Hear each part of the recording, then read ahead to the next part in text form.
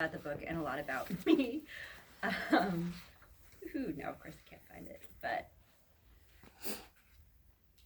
okay.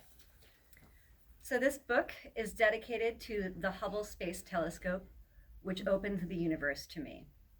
It is also dedicated to the teachers who did not believe a fifth grade girl could speak knowledgeably about the Hubble Space Telescope.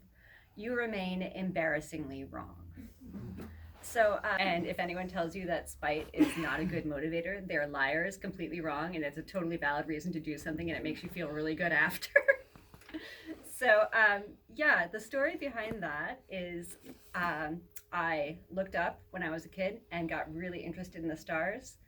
And I was fortunate, and I had a scientist for a dad who indulged me in that process. And so when the fifth grade speech competition rolled around, I was going to talk about the Hubble because it's awesome and you can see all the way into everything. And basically, you point it at nowhere, and you see across the universe, and it's incredible. So I did really well because I was super excited and completely obsessed in the way that kids are with, like, oh, I don't know, Paw Patrol, where you know everything. So I advanced beyond my classroom competition because I knew my stuff and I had really good visual aids. It was awesome. And then I got to the finals of the speech competition. And I believe the other speakers were speaking about manatees, the bald eagle, and patriotism. So these are some really good fifth grade topics. And one of these things was not like the other. And it also happened to be, spoken by a girl. And so afterward, my teacher said she was irate on my behalf that I was disqualified because they decided my dad wrote the speech. And he didn't. Otherwise, it would have been 20 minutes long and no one would have been able to understand a thing. But I had somehow developed an interest that was not okay for a girl. And they didn't recognize what childhood interest really looks like, which is obsession. And I think we get that a little bit more now, like with Potterheads. Yeah. So it's acceptable in certain areas, but apparently science wasn't one of them. And so that was the first time I ever really encountered a roadblock for an interest based on gender. And that shaped, I think, pretty much how I looked at the world from then on. It's the first time it was really, no, this is not okay. So Netta is an 11-year-old girl in 1986 living in Space Coast, Florida, and she is obsessed with astronauts, the space program, and wants to become an astronaut. And her father is also a scientist, and no, he's not my dad, and it's not that relationship. But he's been let go from NASA, and he's very frustrated, and they have a very close relationship. And he was supposed to take her to a shuttle launch, and it did not happen. So that's sort of where we open. And if you know anything about 1986 and January in Florida, you know it's the Challenger disaster.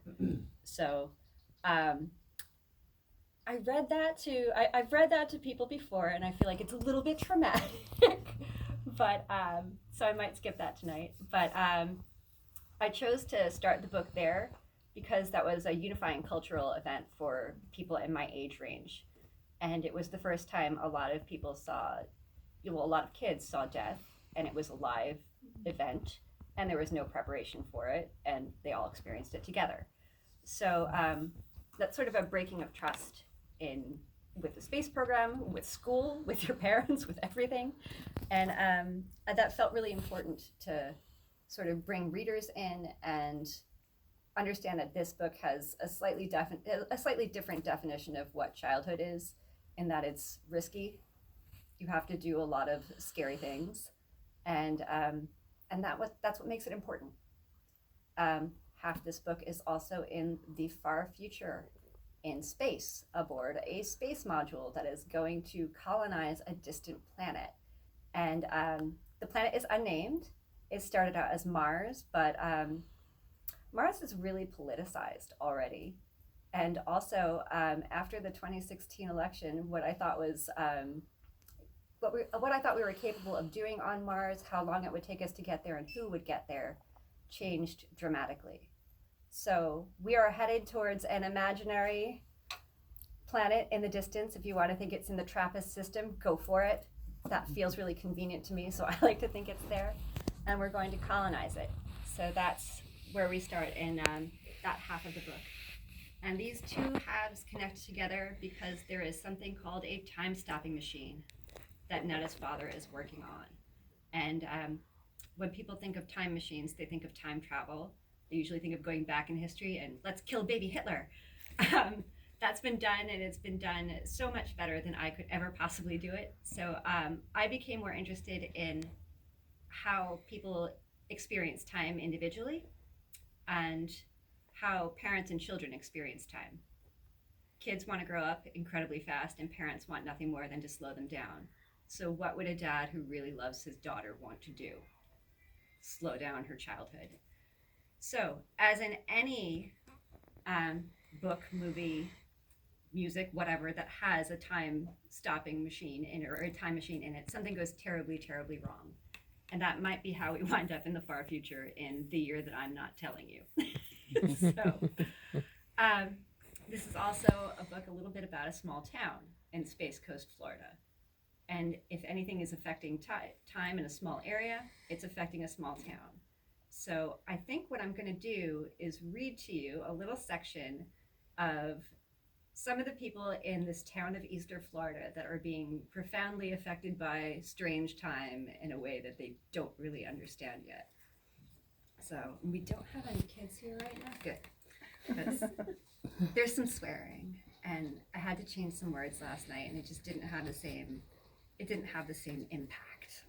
So good. Let's see. That's what happens when you have too many stickies. This one? Yes. Okay. So these are some of the town folk, and this is called 1986, The Dead, not the James Joyce book.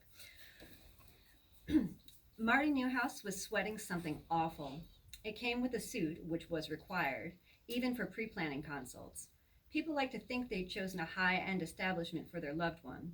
A wool suit said quality, but it could make you sweat like you'd run 10 miles. Marty had a pre-plan coming in at 11, the Alfredsons for Deanie, who was fading. A delivery blocked one of the exits, which was illegal. So here he was, lugging embalming fluid and cosmetics through the parking lot door into the embalming room, sweating in his suit, his shirt rubbing his armpits raw. That he had customers made it worse. He prided himself on dignity for his clients, peace and quiet after a life which was typically not restful. He hefted and grunted. My sincerest apologies, Mr. West. I don't usually subject customers to this sort of display, but my assistant is fond of oversleeping. Mr. West said nothing, and hadn't for the past 2 days, not since Mrs. West found him on the kitchen floor having choked on the last pickle in the jar. Marty's assistant, Reg Peterson, hadn't overslept. He'd gotten lost, which was bizarre considering he'd managed to get to work without a hitch for 17 months. But that morning, when he went to turn off the highway for Easter, the exit wasn't there. He'd done 3 U-turns but couldn't find it going north or south. He figured he must be sick, so he turned back for home. At his apartment in Port St. John, Reg called the funeral parlor, but the line rang and rang. He tried 3 more times that day. On the last try, the line cut out. Reg turned on the news, all of which was focused on the shuttle explosion. It made sense that he couldn't get through. The lines must be overloaded. On the 3rd day of driving and missing the exit, Reg, who was a quiet man, spoke to a waitress at the Hojo's off the highway. Hands clenching a coffee cup, he read her name tag. Rowena. Pretty name. Rowena's hands were calloused from bleach and dishwashing, and they didn't match the rest of her, which looked like she should be picking shells off a beach somewhere. Rowena, I have a weird question for you.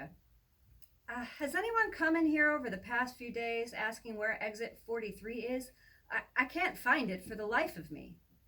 Well, not that I know of. We had some reporters on their way to the Cape because of that horrible accident, but they're always lost. Mostly we get truckers and folks on their way down to Fort Lauderdale. We're just a stop on the way to somewhere else, you know?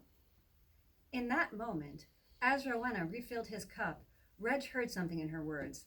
That she might not just mean the Hojo. That she, from her voice and the slump in her shoulders, might feel like a stop on the way to somewhere else. Reg was that way, picking up bodies, conveying them from home to table to grave. It's strange, he said. I've taken that exit every day for over a year, then 2 days ago it up and disappears. Well, they're renumbering exits to match miles. Maybe a sign change has got you mixed up. Could be, he said. Are you all right? Her hand touched the table, and he saw her dry, cracked cuticles, like his. I'm not sure. Me neither, honey, me neither. At the end of the third day of breakfast at the Hojo and heartburn from too much coffee, Reg asked Rowena, "Would you like to look for the exit with me? Maybe you'll catch something I missed." She tucked back a wave of permed hair. "I've got a break in 15 minutes. You can take me to the Orange Julius if you're buying." After 2 weeks of lunches with Reg, Rowena did not return from her break. She rolled down the passenger window of his little white Ford and let her hand ride over the wind. They went down to Fort Lauderdale. Reg stopped talking about the thing that had made him stop at the Hojo in the first place. It was too many bodies, he decided.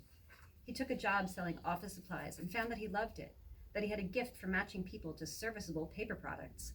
He had the same calm that he had with the bereaved and sold more folders and papers than anyone else. Rowena finally felt like a destination. And if she noticed Reg calling a dead number every once in a while, it was a small quirk, and one worth overlooking in a man who had made up the most ridiculous lie just to ask her out. When their little girl, Veronica, turned 16 and started dating, Rowena told her, "Wait for the right one.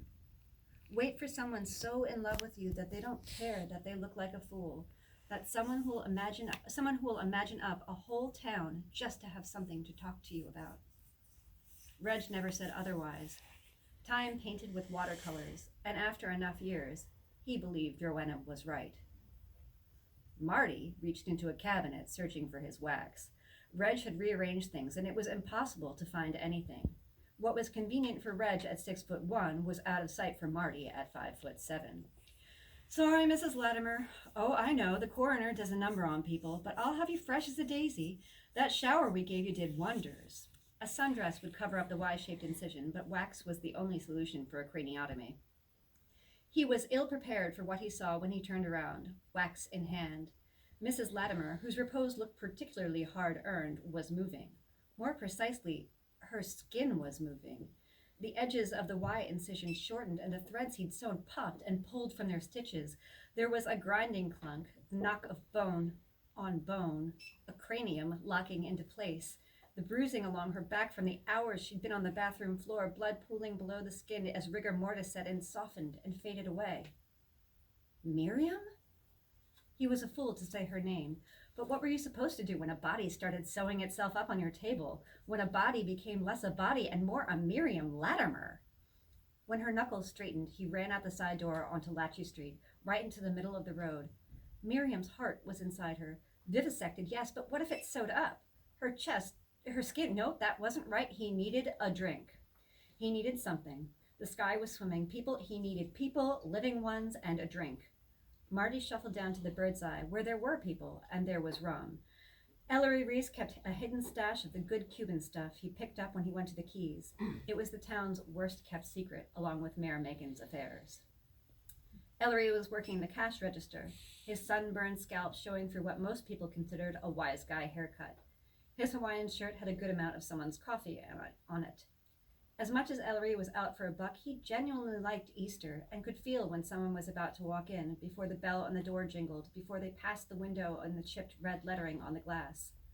"Marty, it's early for you. God, you look like death warmed over. Pun intended, pal. I absolutely assure you, pun intended." "Ellery," Marty said, "I need a beach vacation." "Bit early for that, don't you think? Feels criminal to pour on a weekday before noon." "Put it in a coffee mug or do what you gotta do. I'll pay whatever you want." Marty Newhouse had done Ellery's dad up right and made sure that nobody could tell that half his nose was gone. Marty hadn't charged extra for Senior's casket, even though he'd gotten too fat for the regular width. Marty just pulled Ellery to the side and asked him to pick out a different model.